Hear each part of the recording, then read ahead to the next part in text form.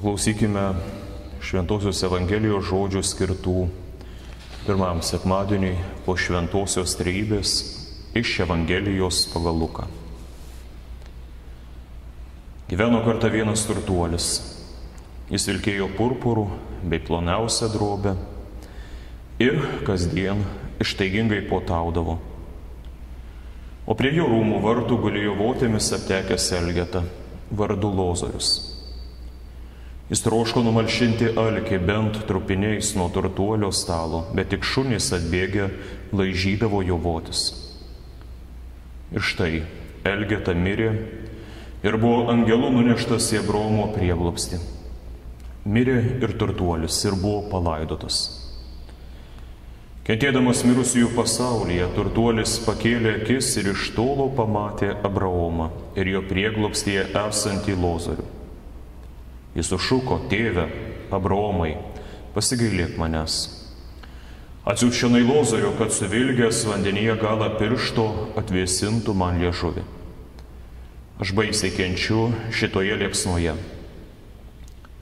Abraomas atsakė: Atsimink, sūnau, kad tu dar gyvendamas atsiėmei savo gerybės, o Lozorius tik nelaimes. Todėl jis susilaukė paguodos, o tu kenti. Be to tarp mūsų ir jūsų žioji neperžengiama bedugnė ir niekas panorėjęs iš čia negali nueiti pas jūs, nei iš ten persikelti pas mus. Tas vėl tarė: Tai meldžiu tave, tėve, nusiųsk jį bent į mano tėvo namus, ašgi turiu 5 brolius, juos te įspėja, kad ir jie nepatektų į šią kančių vietą. Abraomas atsiliepė: Jie turi Mozę bei pranašus, tegul jų ir klauso. Onas atsakė: Ne, tėve Abraomai, bet jeigu kas iš mirusiųjų nueitų pas juos, jie atsiverstų. Tačiau Abraomas tarė: Jeigu jie neklauso Mozės nei pranašų, tai nepatikės, jeigu kas ir iš mirusiųjų prisikeltų. Amen. Padėki, Dieve, man ieškoti gėrybių dangiškų tikrų, manęs neleiski suvilioti pasaulio turtais ir grožiu. Širdį aš siekiu nuolankiai mylėti Jėzų amžinai. Jis man vienintelė paguoda, viltis, gyvybė ir nauda. Jis mano širdžiai laimės duoda, ramybės džiaugsmo visada. Širdį aš siekiu nuolankiai mylėti Jėzų amžinai. Malonė mūsų Viešpaties Jėzaus Kristaus, meilė Dievo Tėvo ir bendrystė Šventosios Dvasios teesie ir tepasilieka su mumis visais. Viešpatie, laimink mūsų savojo žodžio pažinimu, nes tavo žodis tikroji tiesa ir žiburys mūsų gyvenimo keliui. Amen. Psalmistas 49 psalmėje moko: Pasiklausykite visi žmonės, ką pasakysiu. Klausykitės visi pasaulio gyventojai, didžiūnai ir prastuoliai, turtingieji ir vargšai. Kodėl turėčiau bijoti vargo dienomis, kai mane apninka nedori priešai, žmonės, kurie pasitikė savo turtais ir didžiuojasi jų lobių gausumu. Juk žmogus negali savęs atpirkti ar mokėti Dievui savo išpirkos. Žmogaus gyvasties kaina per aukšta. Ką jis galėtų mokėti, niekada nebūtų gana, kad jį sulaikytų nuo kapo ir leistų jam amžinai gyventi. Juk žmogus mato, kad miršta net išmintingieji, kaip ir kvaili bei nemokšos, palikdami kitiems savo turtus. Kapas, amžini jų namai, buveinė per kartų kartas, nors savo vardu jie praminė šalis. Bet mano gyvastį Dievas atpirks iš Šeolo nagų, nes jis teiksis mane pasiimti. Nesijaudink, jei kas turtėja, jei jų turtai didėja, juk su savimi pasiimti negalės nieko. Kai mirs jo turtai, neis kartu su juo į kapą. Nors žmogus gyvas būdamas manytų esąs laimingas, nors ir būtų giriamas, nes jiems sekasi, jis turės dėtis į būrį savo protėvių, kurie daugiau niekados nebematys šviesos. Šios dienos Evangelija apie turtuolį ir vargšą Lozorių. Pirmiausia yra skirta kiekvienai tyrai ir širdingai Dievo žodžiu ir Kristumi tikinčiai širdžiai bei sielai. Nes didelė dalis tikinčiųjų nešioja tarsi kokį elgetos drabužį, kokią nors didesnę ar mažesnę vargų ir skausmų naštą. Todėl ir skiriami jiems šie Evangelijos žodžiai, kad visi vargšai ar kaip nors suvarginti, iš jos pasisemtų savo stiprybės ir paguodos. O jei gerai patyrinėtume save, tai pamatytume, kad visi esame tik tai vargšai ir elgetos, kurie nedaug tesiskiriame nuo Lozoriaus, kuomet susirinkę prie dangiškojo Tėvo namų durų meldžiame jo malonės vardan mūsų viešpaties Jėzaus Kristaus, kuris ir pats buvo pasidaręs kaip vargšas Lozorius savo nusižeminimu ir kančiomis. Kaip apie tai giesmės žodžiais yra paliudijusi visa bažnyčia laiške Filipiečiams. Jis, turėdamas Dievo pavidalą, nelaikė grobiu būti lygiam su Dievu, bet apiplėšė pats save, priimdamas tarno pavidalą ir tapdamas panašus į žmones. Jis ir išorė tapo kaip visi žmonės, jis nusižemino, tapdamas klusnus iki mirties, iki kryžiaus mirties.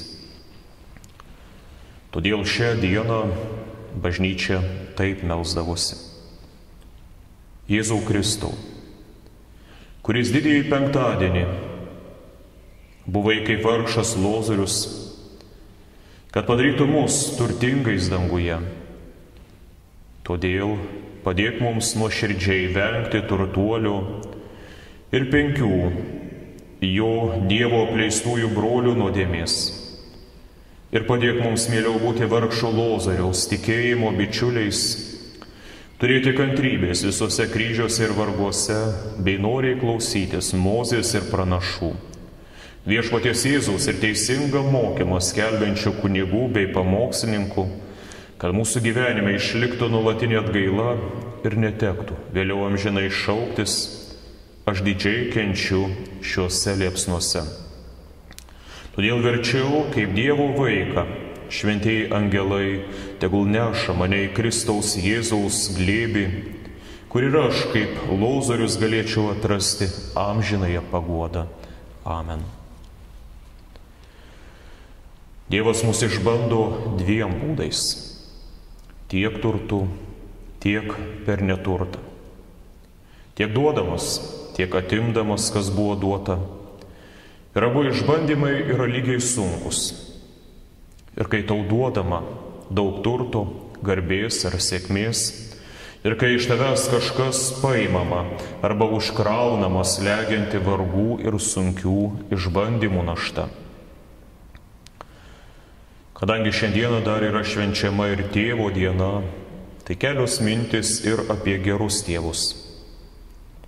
Geri tėvai yra ne tik tie, kurie savo vaikams sukrauna palikimą. Pavyzdžiui, palieka namus, verslą, santaupų. Yra dar vienas vertingesnis palikimas už šiuos žemiškus turtus. Ir koks jis? Kai paliekami geri prisiminimai, kai duodami geri pamokymai ir paliekamas geras pavyzdys, kai išmokoma gerbti ir mylėti Dievą, kai įskiepijamas maldingumas, padorumas, ir tai yra pats geriausias palikimas. O būdami darbštus, padorūs, vaikai jau patys mokės žemiškus turtus užsidirbti. Ir savo kantriu darbu užsidirbę tai dar labiau brangins nei tai, kas jiems nieko nekainavo ir į ką jie jokių pastangų neįdėjo. Todėl be krikščioniškos paguodos mums dar nemažiau yra reikalingi ir įvairūs įspėjimai, paraginimai.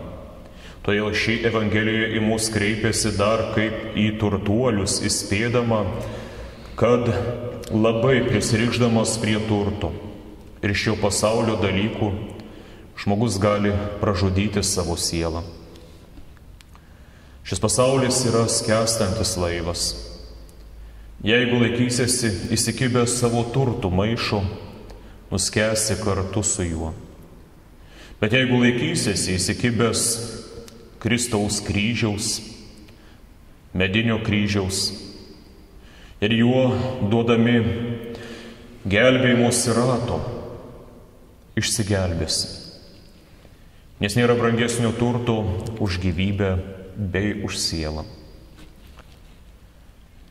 Martynas Liuteris yra pastebėjęs, kad visus metus apie Dievą mes mąstome ir kalbame, apmąstydami Dievo darbus ir viešpaties stebuklus.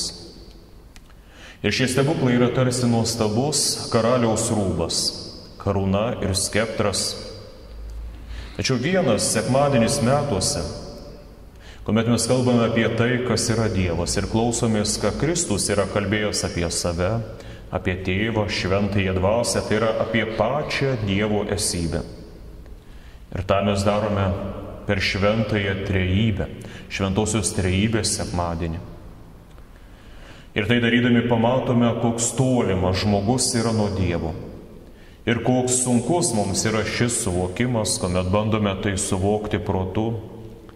Tačiau tuo pat metu stebimės, kaip visa tai lengvai yra pasiekiama, priimama, pakeliama tikėjimu.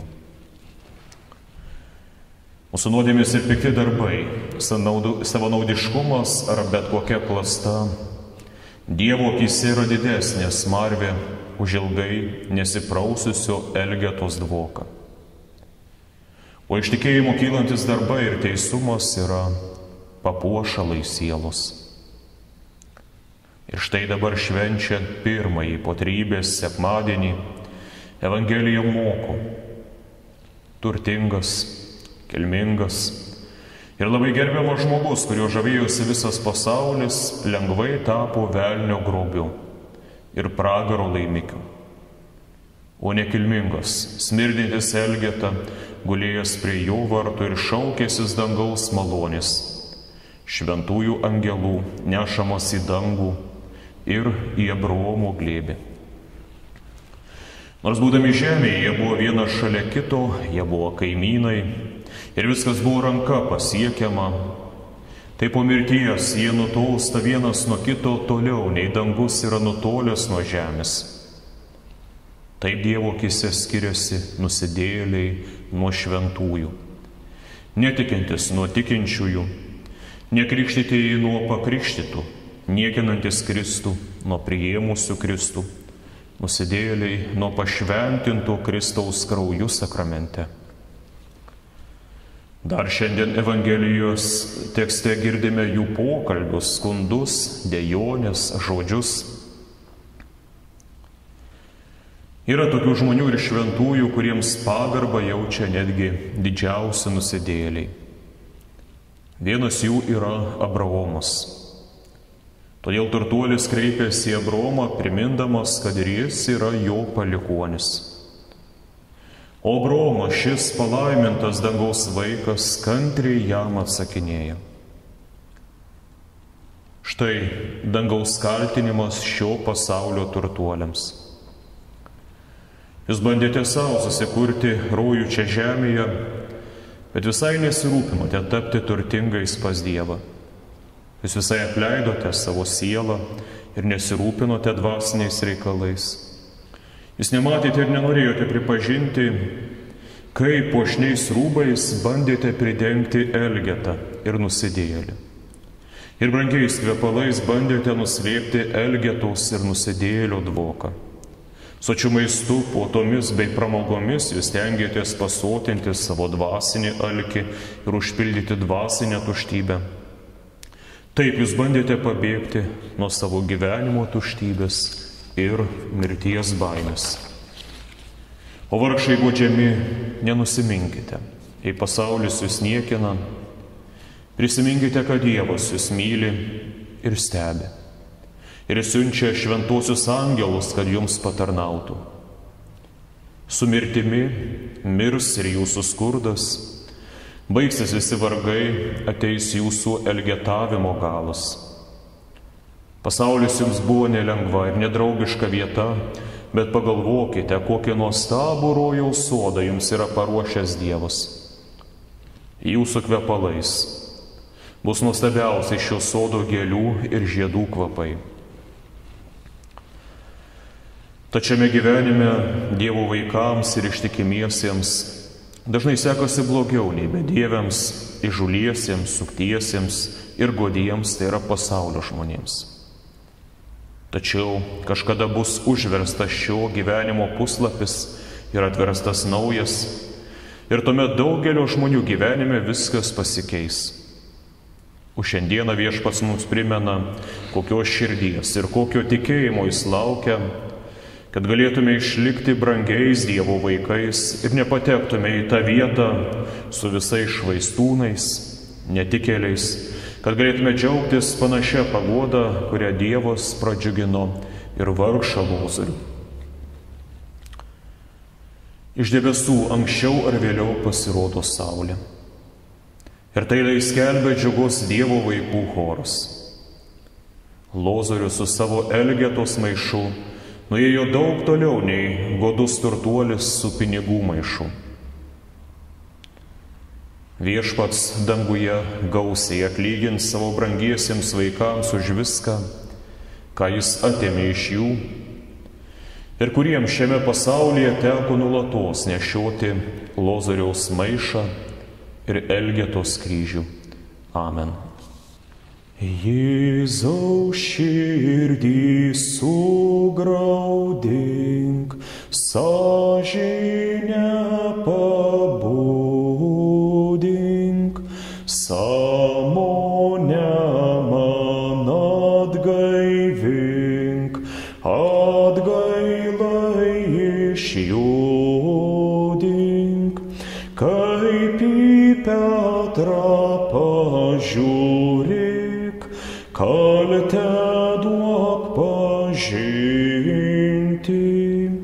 ir maloniai man padėk, leisk nenusiminti.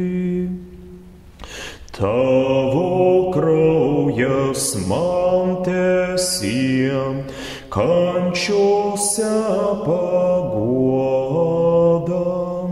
sielos atvėsis varge, te stiprybės duoda, pabaigoj dienų stok prieš mirties baisybę ir galiausiai